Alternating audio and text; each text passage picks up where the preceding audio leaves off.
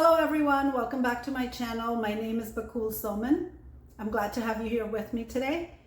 The topic for today's video stems from a comment and a follow-up question that was left for one of my previous videos, 6 tips on boosting your speaking skills.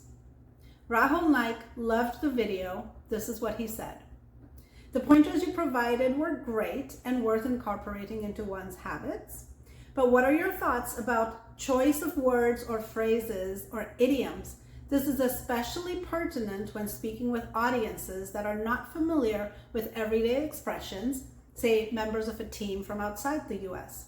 I find that even regular expressions such as whole 9 yards causes confusion in an audience that is not accustomed to them. I'm interested in your take on modulating one's vocabulary to better serve the objective of communication in the light of the definition you shared. What a beautiful question. There's so much to it. So today we're going to scrape the surface and think about some of the basic factors one needs to consider when communicating with a non-native speaker. So let's get going.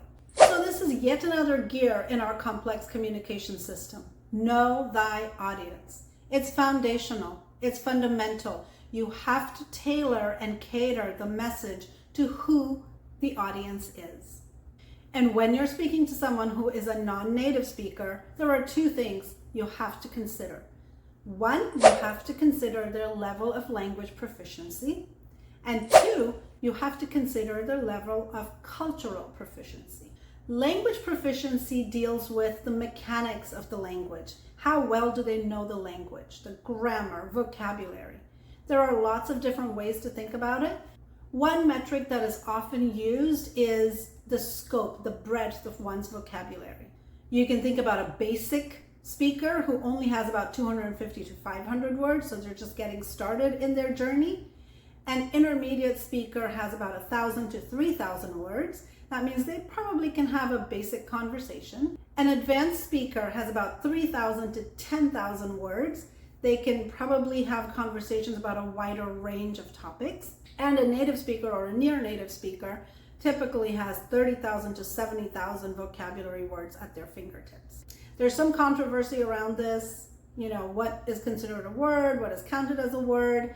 But needless to say, the more vocabulary somebody has at their fingertips, the more proficient they are going to be. When we are thinking about proficiency, we need to think about different modalities, because this is true for all of us, regardless of whether we are a native speaker or a non-native speaker. Our degree of proficiency in reading, writing, and speaking can be very different. And that's the same for somebody who's learning a second language. So how do you gauge someone's proficiency? There are a lot of indirect ways in which you can try and figure this out. You can think about whether that person has been educated in English, as in whether they received their instruction through English. If that's the case, then you know that they probably have a pretty good level of proficiency, because the language that is required for academic learning tends to be more advanced. You could think about how long they have been living in a particular cultural context. The longer they have been living there, the more proficient they're probably going to be. You can think about what language do they listen to music in, what language do they watch videos or TV shows in, what language are the books that they read in.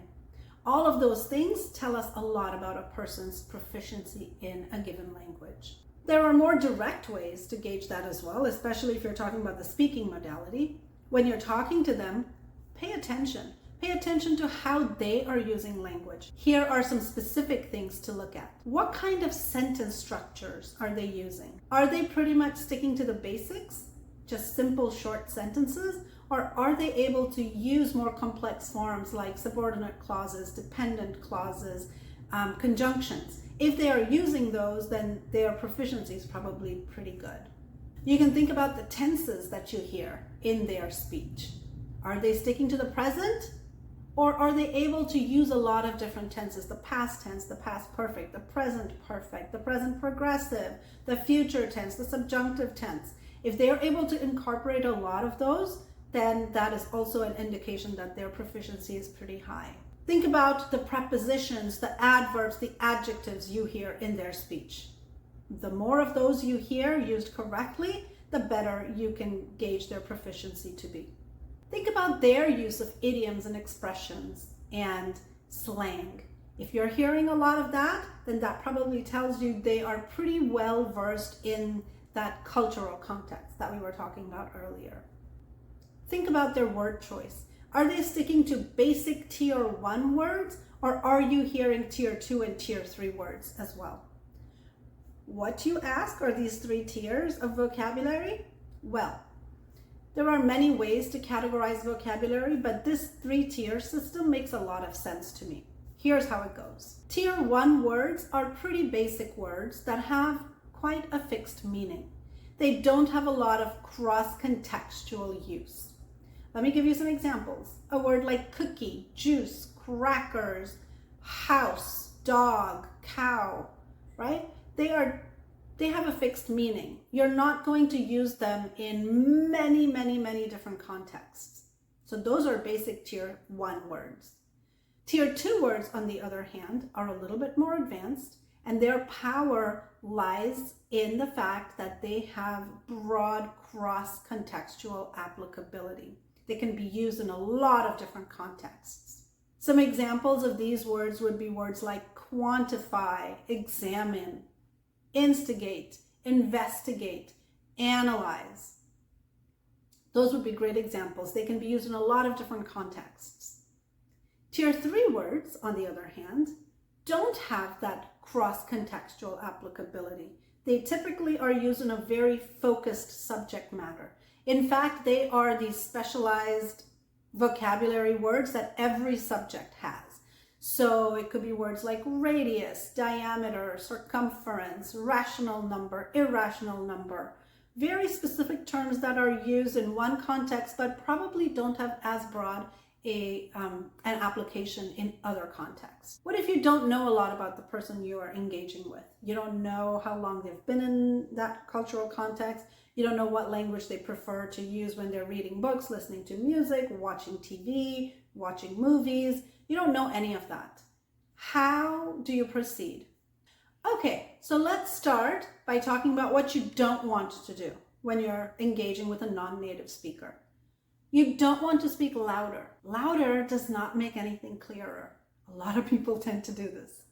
You don't need to speak excessively slowly. That is condescending and disrespectful. Please don't do that. You don't want to judge their intelligence on the basis of their fluency in a given language.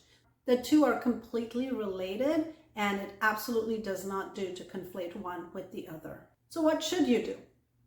Well, as we discussed before, first and foremost, listen to their language production. That's going to give you a lot of information. On top of that, start conservative. Start with basic vocabulary. Start with basic sentence structure until and unless you get a better sense for how proficient that person is. Minimize the use of slang and idiomatic language expressions in your speech. I'm going to challenge you to pay attention to this. You'll be amazed at how many expressions pop into our speech without us even noticing it. It's just part of what we do. But if somebody hasn't been in that cultural context for a long time, or if somebody has learned a language through textbooks and formal courses, a lot of times those slang expressions, those idiomatic phrases may not be something they're familiar with.